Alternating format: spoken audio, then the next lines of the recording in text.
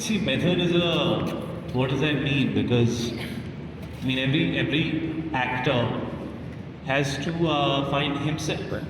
You know, what works for another individual will not work for me. But I do feel just as how life, when you're a child, starts with imitation. Like they say, if you want your child to be a good child, don't tell them what to do. Be what you want them to be, and they will learn by seeing and not by being told. You know? So I think acting also starts like that. It starts with imitation. You imitate on the basis of all the memories that you have of all the performances that you saw, which left you as a fan, as an audience, left you, hoping that one day you will get an opportunity to do that. And just as you get that opportunity, you start doing exactly what you saw. And then you realize, oh my God, I'm not doing anything that I'm supposed to do. Like, I don't know what to do in this situation because I'm just doing what I saw somebody else do. Sometimes most of your career can just be doing that. But if that hits you, if that wakes you up, when you look at yourself and you say, where am I?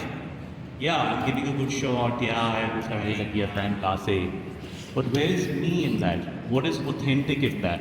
Wherever I, bared my soul and let my vulnerability, whether it is behaving badly or whether it is being sad or it is being soft, all these things are not things that we would openly, happily do in a certain degree in front of most people who aren't maybe our closest friends or, our confidants, like people who we really, really trust. We'll only bear those aspects of ourselves in front of those people, and here we have to do it, in front of the whole world.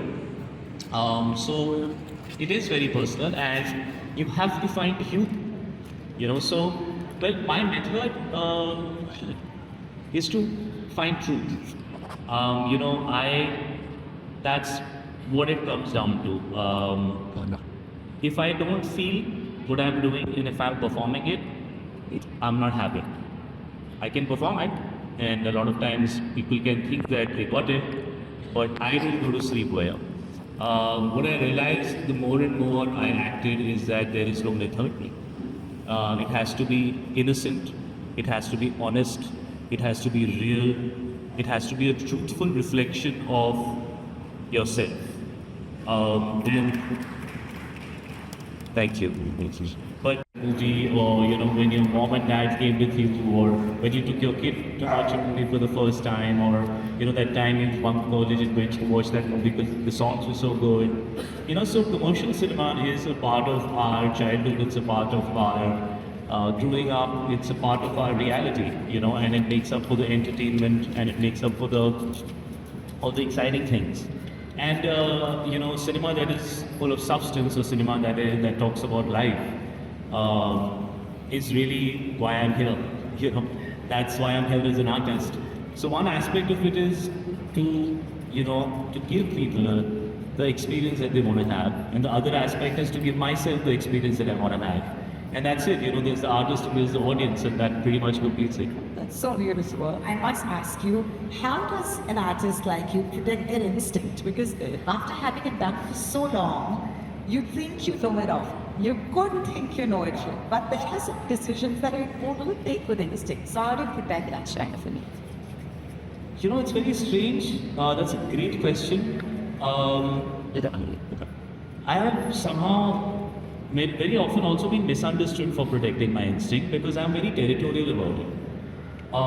It's very instinctive.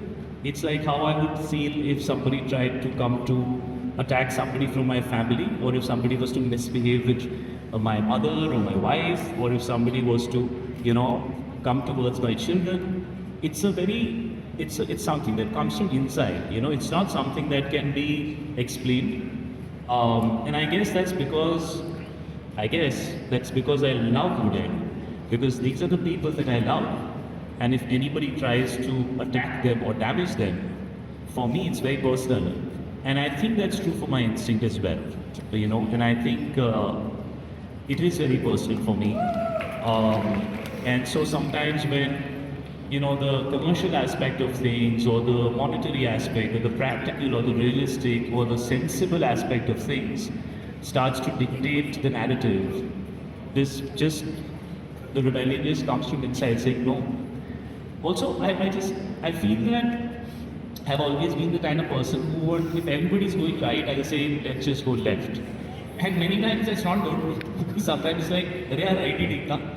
But that's where the adventure is, you know, that's where the challenge is, that's where originality is, that's where risk is, and you know, like high risk, high return. And my career has been full of that. Whenever I've played safe, it's somehow not giving me the result that when I have been experimental has, and it might not necessarily just be about numbers. You know, because numbers will come and go, but what you build is a reputation. What you build is, you know, memories. What you build is, I think, respect. And what you build is deep set appreciation. I think those are things that I know are, you know, we live in a very, very different time today, and everything's just boom, boom, in, out. But it's those deeper impressions that you leave with the audience, because of which they probably support you when you make mistakes, because, you know, we all do. You know, I was just watching the India-South Africa match, and there was Virat and Rohit batting. And I was like, yeah, these are the OGs, these are the guys who do it. I will always want to see them play cricket, you know. So that's what they built over 20 years, for example. It's just an example, you know, it was literally, I was just watching it and I was thinking this. I was like, this is how you earn respect. This is how you know, create your reputation. And this is how you leave deep impact, something that, you know, should hopefully add to whatever job that you're a part of, whatever profession that you're a part of. You should leave something that lingers, that stays with people, and 10 years, 15 years, 20 years down the line, when people look back, it should still have meaning. Then it was timeless, and what's timeless is always, you know, the most beautiful, always.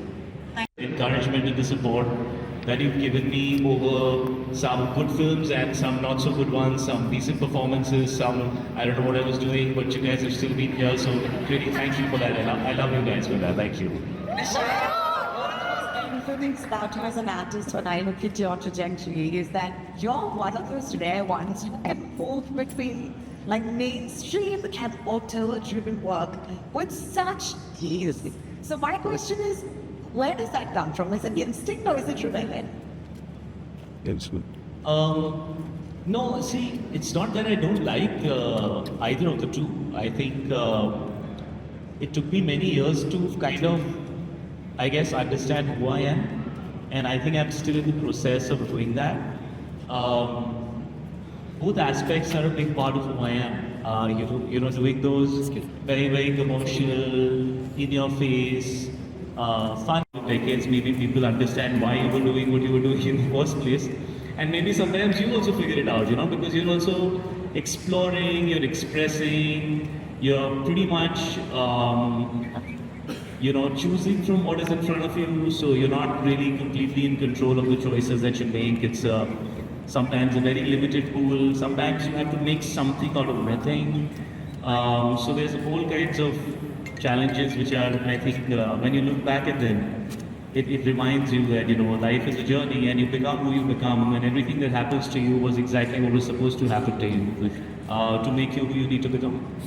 Thank you so much for that beautiful start. I do want to acknowledge the OG Shahid fans if they are in the house.